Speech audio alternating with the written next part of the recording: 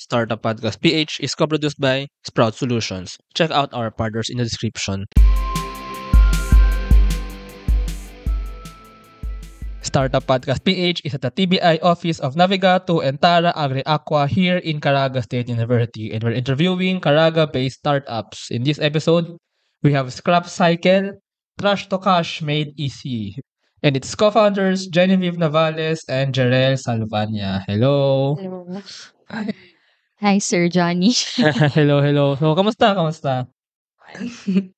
Same machine. Okay lang naman din, sir. Ayan. So, I'm very excited to interview another startup here in Caraga, incubated by Navigato, and it's dealing with trash to cash. So, ano nga ba ang Scrap Cycle? So, yeah. Ang Scrap Cycle is a mobile app that allows households and businesses to easily trade their trash, especially yung mga scraps na may value, into cash from a few steps in their phone, and then they can easily trade it with junk shops that we link to them straight to their doorstep. Ayan. So, actually may mga somehow marami ng efforts to solve the trash problem. Kasi totoo naman talagang problema ang basura sa ating lipunan, sa mga cities, sa mga towns, Pero pag-usapan muna natin yung problem na yan, So, gaano ba kalala ang problema ng waste management or ng trash maybe here in Caraga, here in Butuan City? Kasi sir, during parang nag-market test kami dito sa Butuan City, is main problem talaga dito is yung landfill, sir. Parang na-mention ng parang government unit dito sa Butuan na yung main problem nila is parang mapupuno na yung landfills. Saan yung landfill dito? Malayo ba sa Butuan City? Parang dito lang, around malapit-lapit sa Ampayon. Hindi ako sure, sir, pero parang near here But lang. anyway, napupuno na yung landfill. Malaking problema yan. Yes, sir. There are only 245 landfills, which could only supposedly accommodate around 20% of all cities and municipalities, which is obviously not enough. So if we don't have solutions or more effective solutions to, direct our waste in more sustainable ways rather than directly dumping them on landfills, then yes. Actually, I'm from Quezon City, and I think isa sa mga sikat na landfill, sikat talaga yun. Tsaka sikat na issue yung sa Payatas. Are you familiar with that? Payatas. And nagkaroon na din doon ng cases na ang taas-taas na nung mga basura, ng mga landfills. May mga nag-scavenge. And then, parang pag bagyo, nag-erode, tapos kumakalat, and minsan umaabot na sa mga kalapit na mga bahay, na mga neighborhoods. Nakita namin yung map, sir, yung Payatas na landfill is surrounded by actual residents, yung mga residential areas. Well, I'm not sure kung may mga formal settlers doon, tsaka I think may mga informal settlers din ata doon. So, ang naapektuhan din talaga noon, yung mga informal settlers na since wala silang lupa, doon sila nagtayo sa malapit sa mga landfills. Pero yun, I mean, it's a big problem kasi in the first place, dapat naman talaga ang idea ng landfill is hindi siya umaapaw, Right. Yeah. So, speaking of that, how do you think will the trash to cash system reduce that problem ng landfill? So, ano ba yung parang ginagawa niyo talaga in Scrap Cycle? So, yung sa amin po, sir, is because we make it available for everyone, households and businesses, to easily earn money from their waste. So, yun po yung added incentive na instead na mag-rely yung mga households mostly sa mga LGU collections, is meron na silang another just as accessible option na may added incentive and may added financial incentive pa. So, yun po yung market namin. At saka ito, kasi ang problem din sa basura, uso sa Pilipinas yung mga single-use plastics. For example, bibili ka ng sabon, bibili ka ng shampoo na nakasachet, and pagkagamit mo, itatapon na siya. Yun actually din yung dahilan. Parang naka-embed na sa kultura din ng Pilipinas na gagamit tayo, kakain tayo, for example, kakain tayo ng chips. May packaging yun. Pagkakain, ilan lang yung kinain mo, itatapon mo na sa basura. Ang thought natin as Filipinos is okay lang yun kasi even proper waste pagtapon sa basura, akala natin okay na yun kasi natapon naman natin na maayos. Even na segregate, biodegradable, tsaka non-biodegradable. Pero, at the end of the day, hindi pa rin tama yun kasi saan napupunta yung basura na yun, di ba? Napupunta lang sa mga landfills. What do you think about that? Yeah. Yes po, it's a super unfortunate issue, especially here in the Philippines. Most sa mga ma-afford talaga natin is yung sachet, not just in chips and foods, but also in our shampoos and Plastic detergent. bottles. Yeah. Yes. So, yun po. But right now, yung scrap cycle, the types of trash that we accept from people, hindi po part nun yung mga sachets for now. But yung sa amin po is because we work alongside junk shops. And junk shops, they do a lot when it comes to our waste diversion, 'di ba? So, yung sa amin po is dalawa po yung market namin. So, yung mga tao na gustong mag-sell ng mga scraps nila, and then yung mga junk shops na gustong bumili. So, yung mga pwedeng items lang na ma-trade with scrap cycle is yun talaga yung mga nabibili ng junk shop. So, included po doon is yung mga plastic bottles, yes. Also, metals, and then car batteries, broken electronics, even paper waste. Actually, bote-charyo, no? Bote-charyo. So, plastic bottles, glass bottles? Yes, glass bottles. Oh, ito din actually yung problem kasi if you're a household, if you're a person na may bahay, hindi mo actually alam kung paano talaga maayos na i-dispose ito mga to, ano. Right po. Ang thought nga natin, pag tinapon siya pag binigay siya dun sa trash collector, okay na yun. Pero at the end of the day, napupunta na sa landfill yun, ano. So, it's time na we introduce recycling, ano. And it's time we mainstream recycling. So now, let's talk about scrap cycle. So, paano siya magagamit so you said you have two markets, ano, yung individuals and yung mga junk shop. So, paano siya exactly pwedeng magamit? And paano kikita? Yun yung pinaka-important part dito. Okay, so yung scrap cycle po na application is dalawa po siya. Yung isa po is for the seller, yun po yung mga household na magda-download po ng scrap cycle app. At yung isa din po is yung para sa junk shop app. So right now hindi pa available, ma'am, no, sa ano. But soon, very very soon, available na siya sa Apple, sa App Store. So mainly gagawin ng mga tao is i-download yung scrap cycle, and then from there gagawa sila ng account either through parang Google, Facebook, or Apple ID. And then after nun, sir, is magbubook na sila ng schedule na preferred nila. So Para i-collect? Yes, sir. Para i-collect. Yung booking process is very easy kasi i-answer lang nila yung form.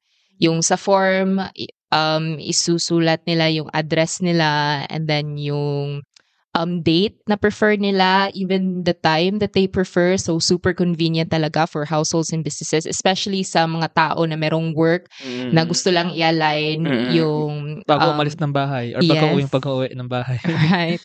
So, yun po. And then also nilalagay dun yung amount of waste na expected nila na masasell. So right now is yung minimum po namin is, since we're dealing with scrap traders, junk shops, dapat for every booking is by minimum na 10 kilograms of metals each. And then after dun, they can sell whatever other material they have at their home. So yeah. Ano pala example ng mga metals na yun? So yung mga tin cans, right now yung main market namin is yung mga households na merong mga scraps na matagal na nilang na-stock sa bahay nila kasi usually based sa yung interviews natin, 'di ba? May mga households na from their home renovations, and then yung mindset nila is isa-stock lang natin, hindi natin ibebenta kasi magagamit lang natin to eventually in the future, but then it ends up in their backyard for a couple of months, even years, and then it becomes basically useless for them. So ano rin pala siya, no? Not necessarily trash actually. Ito yung mga bagay na hindi natin alam kung paano natin i-dispose. Yes. Pero actually, may gamit pa siya eh. Kasi for example, metal, pwede pa nga yan i-recycle, i-reuse, ano. Pero Magkano? I mean, ano bang rates nun? Ano ba yung trash to cash dito? Ano yung Mm. incentive for the individuals? So, yung sa amin po, sir, is yung scrap cycle is mainly a mediator between junk shops and Yeah. homeowners. So, of course, iba-iba yung mga rates per city. Sa Quezon City, mas mataas yung rates ng mga metals. Sa Butuan, a lot lower. So, it's between the junk shop and the household kung ano yung negotiations nila sa prices na. So, it's very flexible. But of course, sa app din namin, sir, is may price list doon. Makikita yung standard prices. May makikita sila kung anong amount na may expect nila when it comes to negotiating with the junk shops that we connect with them. It's actually super nice kasi ang problem ng mga ibang trash to cash, saan manggagaling yung cash? Pero basically, enabler kayo nung individual and nung junk shop Yes po. So sige nga, ikompleto niyo yung mangyayari dun sa quote-unquote trash. Then yung metal, pinigay na ni individual dun sa collector. And by the way, saan galing yung collectors? Yung po sa junk shops na partner po namin. We partner with junk shops. We provide them with the right branding sa trucks nila, sa galing. uniforms nila. Ang galing. So, ini-enable yung junk shops and you're creating the ecosystem for them para mas madali siyang kasi actually parang ang thought ng ibang tao sa junk shop is junk shop, 'di ba? Pero actually they're SMEs they're businesses Yes 'di ba? po. Medyo junk or medyo trash lang yung what they deal with pero Yung image. oo, 'di ba? Pero big part nga sila ng ecosystem and Right. may economy din dun Yes. So, sige, tuloy natin yung So yung metal, iko-collect mo ng junk shop and then pagdating sa junk shop, ano nga ba nangyayari dito? What do you mean, sir? Ano nangyayari dun sa mga scraps na nasa mga junk shop? Anong ginagawa ng mga junk shops dun after? Okay po. So, yung pong mga junk nila is parang iti-trade nila yun sa parang recycling agencies and recycling factories. Yun po. So, hindi na kami, wala na kaming part sa processes nila after sa trade. Oh. Yes. Yeah. At saka this is a good model kasi, sige, in Butuan City ba, marami bang junk shops dito? And nagkalat ba sila sa city, ganyan? Around 15 junk shops, 15 to 20 junk shops po. And they're quite a medium size. So parang marketing ito and logistics for the junk shops. Yes diba? po. Ganun Yes yung po. model niya. And it's actually a good revenue model kasi come to think of it, for restaurants, parang may mga food panda. I mean, ganun. Yes. Parang kayo yung junk Yes. panda, Yes. trash panda. Yes. Diba? Yes, Diba? And then, ang model nito, ang revenue model nito, so since ina-enable yung junk shops, possibly may parang fee. Kasi, dagdag marketing sa kanila, dagdag yung transactions ng junk shops. And then, since natulungan nyo naman sila kumita, may part kayo, di ba? Parang ganun siya possibly mag-work. Is that right? I-explain yung business model. Yung sa amin po kasi is, yung earnings po namin is, it mainly comes from the commission na per transaction namin dun sa junk shop. So, it depends on what type of scraps yung na-transact namin with the junk shops. We get commissions from each of those transactions. So, yun, sir, yung main business revenue model namin. Tsaka idagdag ko lang parang ang magiging philosophy nito kasi malaking problema ang waste management. Kasi ako, personal thought ko, yung mga metals, single-use plastics, sino nga ba dapat yung mag-recycle sa kanila? Yung manufacturers ba, the government ba, or the individuals? For me personally, yung mga manufacturers, yung mga corporations. Kasi sila yung gumawa ng basura in the first place na binenta. I mean, of course, they have the burden of producing it. Pero at the end of the day, I think part pa rin nila yun. Pero medyo hindi nangyayari yun, no? Now, the government, may trash collection, di ba? Pero, puno na rin si government. Somehow, no? So ngayon, parang napupunta naman ngayon yung burden sa individuals. But now, since may trash to cash, may incentive sila to do that burden. Yes. So, ngayon, yung individuals, sila na yung magtutuloy nung flow nung trash na ibabalik dun sa mga junk shops. And then si junk shop, itutuloy sa recycling, sa mga ibang upcycling na mga institutions. Then, ma-reuse ulit siya. So, parang, ang nangyayari, minsan nag-stop na sa mga individuals yung trash. Right. And then with the help of junk shops and with the help of you enabling them, naibabalik yung mga junk or yung mga trash. Circular economy. Circular economy. Yun din ba talaga ang inyong advocacy? Circular economy, sustainability? Yes po, sir. Kasi a lot of our users na nagbo-book sa app namin, yung main problem, marami silang motivation na maging more environmentally conscious, yung the way they manage their waste to be more sustainable, but wala silang options. And although maraming mga recycling programs na ginagawa ng government, usually it's not really accessible or it's not really sustainable for them to do on a weekly basis, on a regular basis. Ayun, is tama.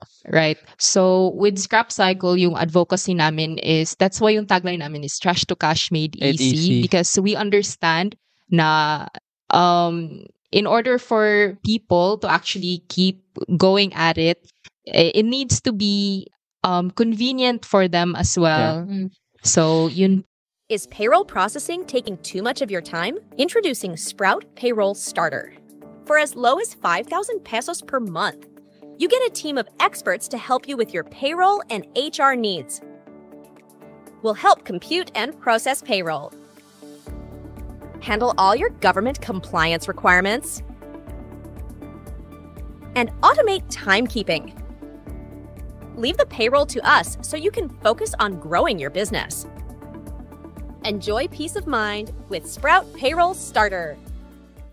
Yeah, that's true. That's true. You made easy na part. Kasi may mga ibang trash to cash na. Pero, hindi naman ganun kasulit yung cash for the trash. Ang nangyayari, ginagawa mo lang yun kasi cool ka. Kasi cool maging sustainable. Pero kung easy pa yan, wala naman masyadong loss sa'yo, then may, kumbaga, enough yung effort mo for the cash that you will gain, or may partner rin na parang responsibility part. And then, so why not, diba? Why not? Yes.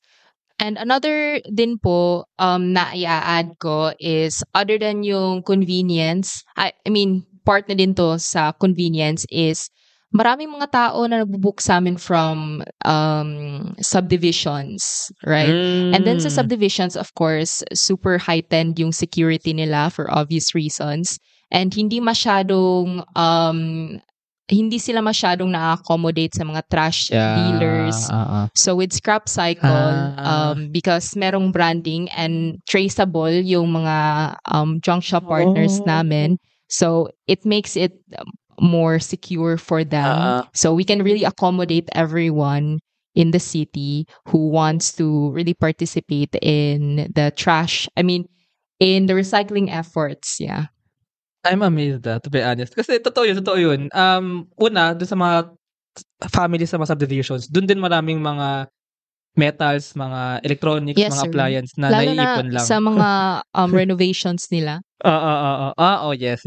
And totoo na hindi sila ganun ka napapasok ng mga junk collectors. So with enablers or connecting talaga marketing and logistics, parang dun si Scrap Cycle mas na-enable nga yung, or mas na dudugtong pa yung circular economy pupunta sa kanila. Yes.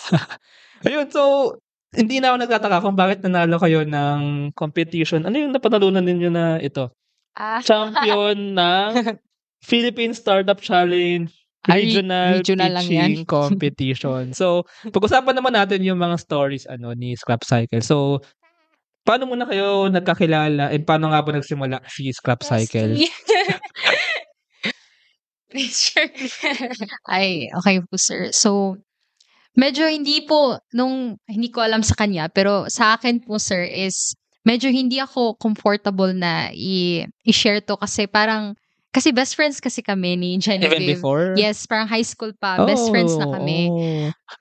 Wait lang, dito kayo nag-college sa Caraga State. Saan kayo nag-high school, if I may ask? Sa Agusan National High. Dito lang din, sir. Oo, yung dinaanan ng R7 na jeep. Yun, di ba? Traffic kanina, grabe. Galing akong SM Yes, Tapos sir. pupunta ako dito. At tagal pala niya doon. Parang akala ko papuntang mula SM, papuntang dito sa ECSU. Grabe nagkwento, Akala ko mga 15 minutes lang. Pero dumaan doon, parang halos isang oras. Kasi, tsaka siya, 12. So, ang dami estudyante sa labas. Anyway, sige. Yun, sir. So, magkakilala kami ni Jen nung back in high school pa. And recently lang kasi ako nag-join dito sa Scrap Cycle kasi my original team tong Scrap Cycle back in university. So parang third year ata to na create, no? Third year, it was me and four of my classmates, but we weren't really serious then. And by the way, anong course niyo sa college? Computer science. Ako is biology. Magkaiba kayo. Oo, sir. Okay. Same here lang din sa Caraga State University. So, parang around fourth year, parang na-mention lang ni Genevieve sa akin na ito. Kasi palagi niyang na-mention yung Scrap Cycle. So talagang talagang... Oo, kasi friends talaga kami, sir. So, pag kakain kami sa labas, mami-mention niya yung business model nila. Yes. Oh. And then ako, as a biology, oo. At saka ako din, I sir, can imagine that, yung yung major ko nung parang third year na ako kasi biology student ako is parang biodiversity. So, parang medyo passionate din ako sa environment. So, sabi ko sa in the back of my head, ang ganda nito, parang gusto kong mag-join. Pero hindi ko pa na-open up sa kanya. Parang sabi ko lang na, okay, ang ganda maging part ng something na ganito. And then, parang na-mention niya lang sa akin na, Everyone left. oh, parang yung iba is parang may ibang plans na hindi mag-pursue right after university kasi may iba din na parang gusto na mag-work. And of course, we all know na pag startup talaga, prepare mo talaga at least 1 year na parang wala kang earnings talaga. So, kasi hindi pa kasi fully develop yung business model and everything sa Scrap Cycle kasi bago pa lang talaga, sir. So, parang sabi ko na, okay. Pero, maganda kasi talaga yung Scrap Cycle kasi passionate nga ako sa environment, ganun. So, sabi ko, yes, join. Mag-join ako dyan. Anyways, okay. Yes. So, it started in 2022 as just an entry for a startup competition here in Abigato lang. And yung cash prize namin nun, kasi kami yung nanalo, is 5,000 pesos lang. Taas na rin yun. Okay na rin yun, 5,000, why not? Parang 2 araw nawala na lahat. Dun, and then, after winning, wala na kaming planong i-pursue siya. Kasi, parang fun lang, ganon. But, Sir Melbert encouraged us that this has a potential, yung idea. And then, wala masyado sa mind ko yun. But still, I continued to go with it because I think yung personality ko is parang fit siya sa entrepreneurship. Yung it's fun for me to talk about the idea of Scrap Cycle. It's fun for me to brainstorm about how we would make the solution and to talk to people about their problems, and then for us to give formulate a solution for them. But back then sa 2022, hindi talaga masyadong serious. It was until 2023 na meron na talaga kaming market research na nagawa.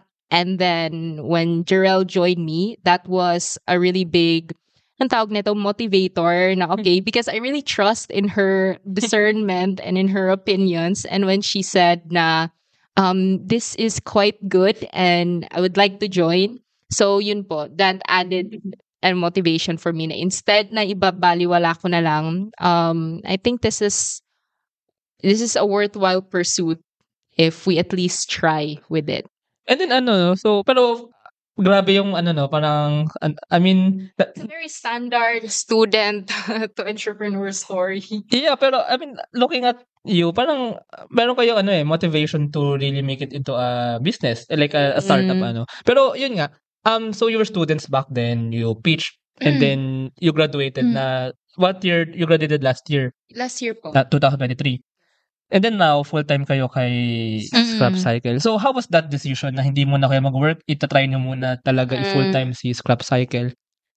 Ang masasabi ko po is, kasi kami ni Jen, parang ang privilege namin, sir. Kasi, main reason din na parang nag-back out yung ibang team members ng Scrap Cycle is may ibang responsibility, like need na mag-work. Pero kami ni Jen is sinuportahan talaga kami ng family namin para i-pursue to. Binigyan nila kami ng enough time para i-prove yung sarili namin na, na mag-work tong Scrap Cycle. So, Parang yun. At na-mention ko po kanina, sir, gusto ko lang i-clarify na parang hindi ako comfortable sabihin na friends kami. Like, sa mga nami-meet namin, sir, ba? Kabala yung sa LGU. Kasi, sir, parang hindi kami, oo, parang ano ba yan? Hindi, Laro-laro. Parang gano'n. okay, Natatakot ako okay. sa mga gano'n. Tsaka, age pa. Tsaka, babae pa kami dalawa, sir. At yung Okay. industry natin na try namin pasukan is very masculine kasi junk shop nga, ganun. So parang, ano ba yan? Parang baka hindi kami take seriously. But now, sir, parang I take pride na wow, best friends sila, pero females pa sila at nagawa nila to. So happy. Oo. When we started our market research, it was really intimidating to just go up to junk shop owners. Ayun, sige. Let's talk about that. Paano nyo ginawa yung market research? I think wala need mo lang talaga i-face sila. Need mo lang talaga i-search So, as yourself. in, lumapit kayo sa kanila, kinausap nyo, can we ask you questions? Can we interview Yes. you? Ganun. Objections, but which is quite normal. But eventually, we were able to meet with some people who are interested in scrap cycle, who understood the potential and who who are interested in the profits that they were able to gain, and not just that, but also yung environmental sustainability na nabibring namin sa junk shops nila. Yun, and also the marketing sa I junk think shops kailangan nila. lang din ng convincing sa mga, kasi kung mas kikita naman sila, anong loss nila, di ba? Yes. Kung ano. Pero you connect with the junk shops. How many junk shops na yung parang naging partners ninyo now? There are a lot of, kasi nag-post kami sa Facebook ng ads for junk shop onboarding partnership. There are a lot of junk shops that are quite interested sa scrap cycle. Kasi wala pang solution na ganito so far na nagko-connect sa junk shops with homeowners. I don't know why actually. Ang important dito na part talaga yung parang may rin siya parang socio-economic disconnection ng mga junk shops.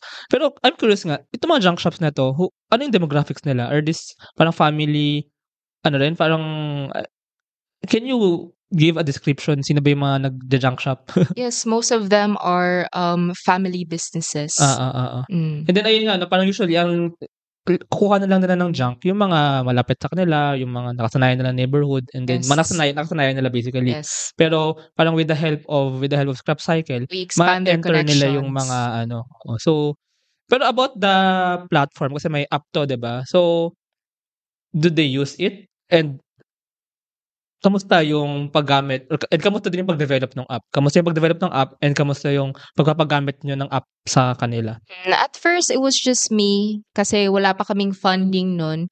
And as a computer science graduate, I was the one who developed both the user app and the junk shop app. But yung mga features doon is yung very bare minimum lang, basically yung MVP. And then yun yung pinakita namin sa kanila. And then as we, kasi last year, me and Jarell, we really tried to we really partnered with a junk shop here in Butuan City, and then we made a total of 13 collection days, Ma'am Shride. So from those collections, nandun talaga kami every day. Nakita namin kung ano yung mga features na needed, kung ano yung mga concerns ng junk shops, and then right now, that's what we're developing. So, kamusta pala yung pag-develop ng app? So, you built it from scratch, no? I built it from scratch, and then yung na-build ko is yun yung base na code na continuously tine-develop namin ngayon. Ini-improve namin. Interesting. That's the startup life din, ano? Yes, sir. So, now, andito tayo sa office andito sa Tibay office ng Navigato and Tara Agri Aqua, and you're incubated by Navigato. You're officially incubated by Navigato, or ano nga ba ang status Officially niyo with at Navigato? Officially at heart.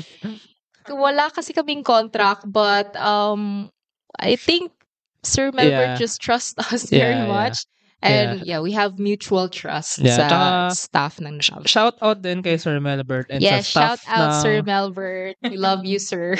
Kasi I met these people, and they're doing their jobs. Pero, I mean, it's part of their jobs yung TBI. Parang part ng load nila as employees here sa university. Pero, grabe yung nakikita ko yung parang kagustuhan nilang matulungan yung mga student Yes. and ma-develop yung mga startups talaga Yes. into functioning and working startups. And now, so, dito pala kayo nag-office, So, Yes. kamusta ba yung pag-stay nyo dito? And kamusta, everyday ba kayo nandito? Or From Monday to Saturday, sir. Masaya. Maraming free foods. Hindi, sir. Nung una po is na isipan namin na parang work from home na lang yung setup kasi medyo hindi kami sure sa office kasi may ibang incubated din ang Navigato at parang na kami, sir, kasi may ibang mag-OJT din. But with Sir Melbert's advice, sir, parang siya talaga yung nag-push na dito na lang kayo para matutukan namin kayo. So, we owe Navigato talaga, sir. We were so happy na, yes, na nandito kami at especially kay Sir Melbert. It was really, I think every student startup founder can agree to this. It's really hard to pursue a startup, especially if you start with zero resources. So just the fact that there are TBIs available that are willing to give us or spare us some of their resources is a huge support that can really help us keep going. Because without this, I think, I don't know, maybe mag-remote tayo. It could work, but it wouldn't be the same. So, yes, resources like this, support, not just resource support, but also educational support. Yeah. Kasi si Sir Melbert talaga yung nag-educate sa akin about what startup is, yung mga business canvas models. Hindi ko alam yun before 2022. So, yeah. And I think network din, isa sa mga malaki na ibigay ng TBIs. Are you looking for parang fundings right now or maybe investors? Ganun. Investors. Of course, we wouldn't say no to investors. But right now po, we understand na yung idea namin is just that, an idea pa. Hindi pa siya fully realized out there. But that's what we're working right now. Kasi after getting the grant fund from DOST last month, nakakuha kami ng 2.7 million. Which program is this ng DOST? Sa Technicom po. Okay.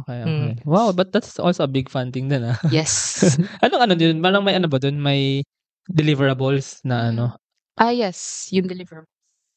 Yung deliverables po namin is parang publish ng research ba yun? Kailangan i-publish? Oo. At saka reporting po parang every month ba? Yun po. At saka meron din kaming mga goals ba yun? Parang meron kaming target na mga cities na dapat naming ma-penetrate sa Scraps. One in Luzon, Visayas, Mindanao. Basta yung mga highly urbanized. Yes, sir.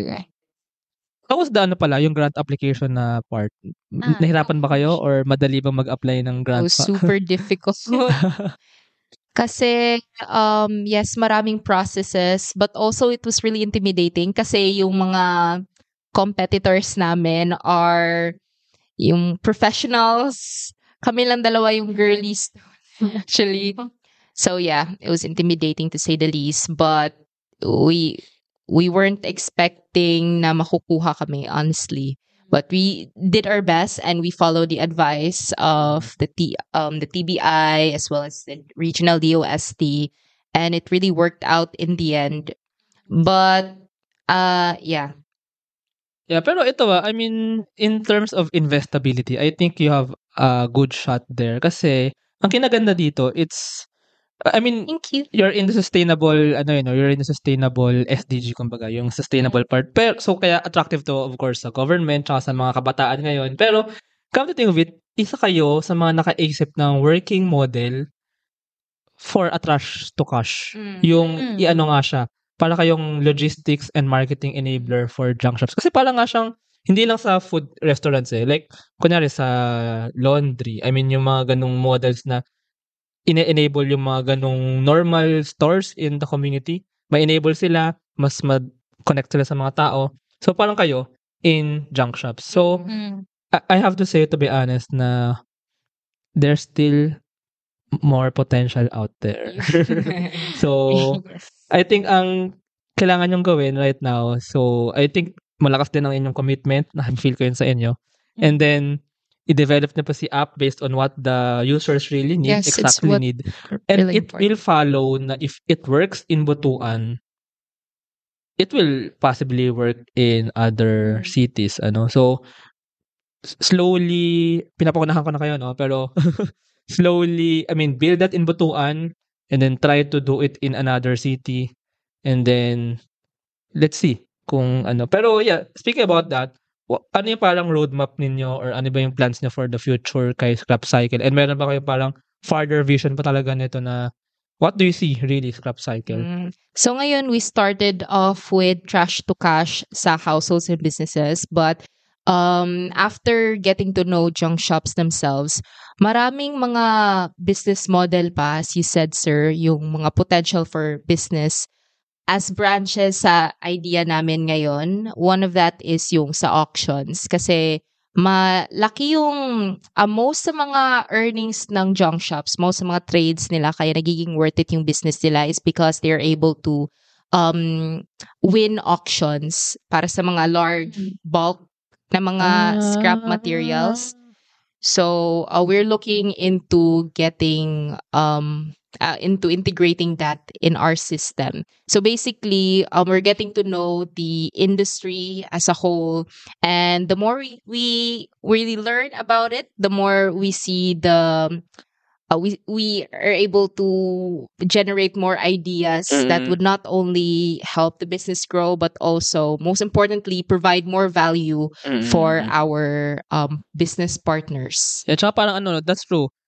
You niche down into the junk shop industry. Yes, sir. And then, kumbaga kayo parang naging digital enabler din in this industry, no? Na mas matulungan, basically, as you said, to bring more value to all stakeholders, to all people, to all entities in this industry. Yes, sir. Totoo talaga yung sinabi mo earlier, sir, na yung mga junk shops natin is strangely, actually, I wouldn't call it strange, but they're really undervalued, they're really under supported sa mga business. Hindi sila masyadong, when it comes sa mga trash businesses, walang masyadong gumugo, much less yung mga women dito.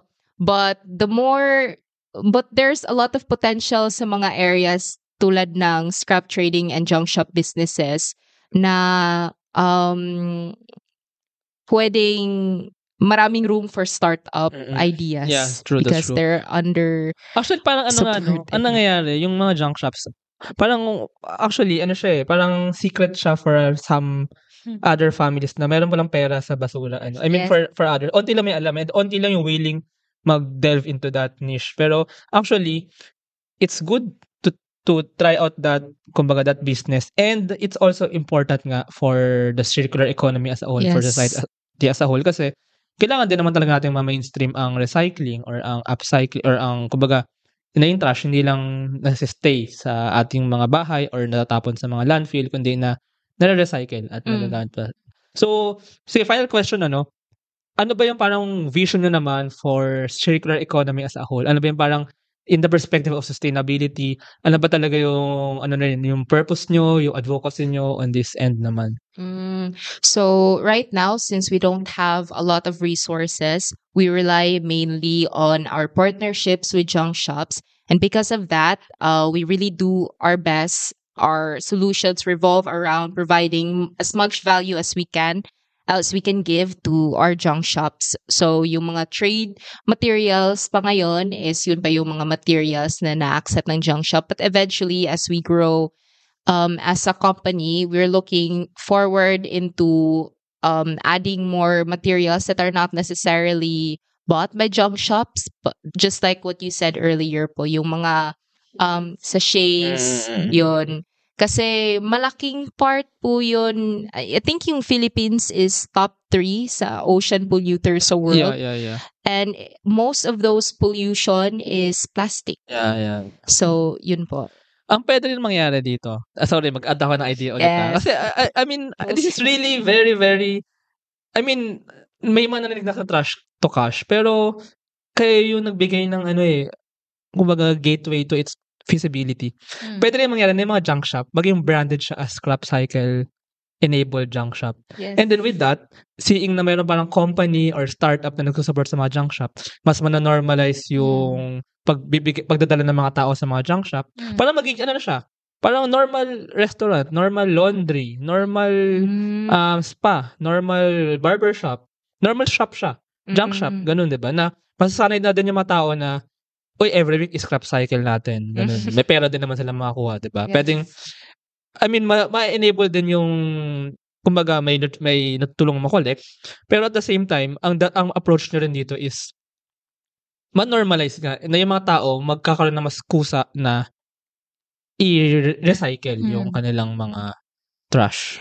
That's a really good idea. So, ayun, kasi naglalakad ako kahapon dito sa city, nagtitingin-tingin lang, and napansin ko sa Butuan, grabe, ang daming mga entrepreneurial people dito, ang daming mga coffee shop, mga restaurant na mga own brands, parang mga small businesses, So, nasa people of Butuan, and Filipino people din naman talaga, yung parang that entrepreneurial mindset, So, kailangan lang din ng more enabling, and ayun, so, ang ganda tignan, parang may mga scrap cycle na, na yun yung parang regular na kitaan ng pera. Ganun siya, hindi siya regular na parang tapunan ng basura. Regular ng kitaan ng pera if you give your trash, your junk. Diba? Parang okay Yes, yan, sir. Ayun, so, do you have anything to add about like the vision, the future, and the... Parang nasabi na dyan lahat, sir. Yun po, yung ano namin talaga is for people to adapt scrap cycle as parang part na din ng daily lives nila, sir, na parang pag maiisip nila yung parang ibenta na or meron silang mga basura dyan na hindi nila nagagamit or anything na parang hindi, kasi yung Filipino kasi mostly sa amin din, sa household namin, kahit na na-stock na yung parang CPU dyan, kahit wala na siya talagang gamit or for purpose or hindi na talaga siya umaandar, parang ikikip pa rin. Parang meron kasing sentimental, din yung mga Filipino, hindi ko alam sa ibang bansa, pero it's true in our household, sir. So gusto namin na is yung mga tao is parang hindi na sila, parang hindi na hard na i-let go yung mga gamit na hindi na talaga nagagamit. Kasi eventually kasi sa amin, sir, nakatira ako near sa Agusan River. At pag may pagbabaha, parang yung mga basura is magka-clog and everything. Ayun. So, yun, sir. So, goal namin. Oo. Ayan. Isa, kasi yung Philippines, usually maraming mga bagyo. And mahirap, di ba, i-clean up yung mga scraps the day after.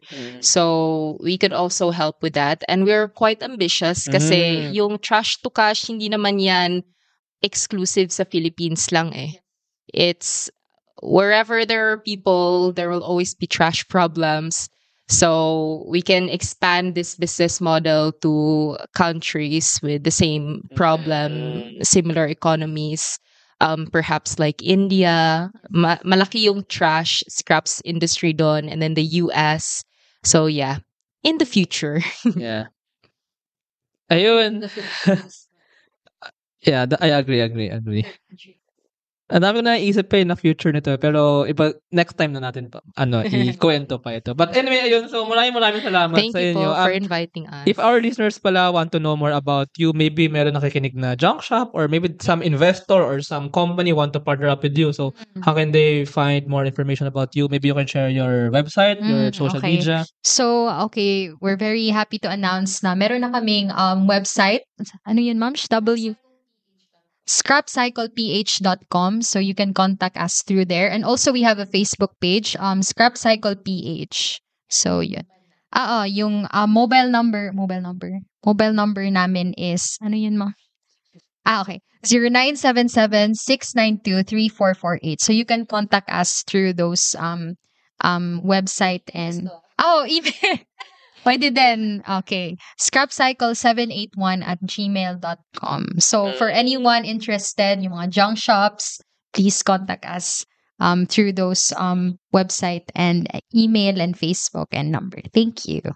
Thank you. And thank you, Thank you, sir thank you. Johnny. Salamat. Thank you very much to our 48 patrons. This episode is super powered by AskLexPH Academy, our official e-learning partner. Get certifications on Lean Six Sigma, project management, data science, and more. 1 CFO, CFO services, bookkeeping and tax, and payroll processing for startups and small businesses. Tuala, privacy-focused digital experience for sharing identity information across Web 2 and Web 3 ecosystems. Wonderbrand, next-generation data science-driven brand strategy and design company for emerging markets. Doon, Philippines' first fully insured peer-to-peer car-sharing marketplace. And Space Cebu, global co-working space, private office and meeting rooms for startups, digital nomads, and freelancers. Mamiki Super Pet App, the Philippines' first ever one-stop mobile app for pet products and services. MarketMind Local, a digital marketing company focused in helping small and medium businesses. Mata Technologies, Philippines' premier provider of virtual tours and maps for LGUs, real estate, tourism, and private businesses. Hire Business Solutions, provider of the most configurable cloud-based payroll system in the Philippines. Smile, consent-driven digital employment verification service to make smarter decisions faster. DVCo Technologies, IT solutions specializing in software development, blockchain smart contracts, digital wallets, and cybersecurity. Drive Manila, Philippines' largest peer-to-peer car rental community. Ignite Careers, career matching platform for Filipino talents and hiring companies in the outsourcing industry. Looking for buy and sell online with Sigurado sellers. NutriCoach, personalized nutrition and weight loss programs for you. Benjoy's food products, Domo Premium Bacon Ends, Tapa, and Tocino. ROC.ph, our creative marketing partner. Get unlimited digital marketing services monthly. This episode is powered by Contact RFID Business Cards, CodeSham, Kazam, Jure.ph, Big Giant Games, Founders Launchpad, Packetworks, Uplift Codecamp, Pareto Consulting, Agile Data Solutions, Hassel PH, Board Prep, Zales, Sirius MD, Pahatid PH. Please support the podcast through the links in the description.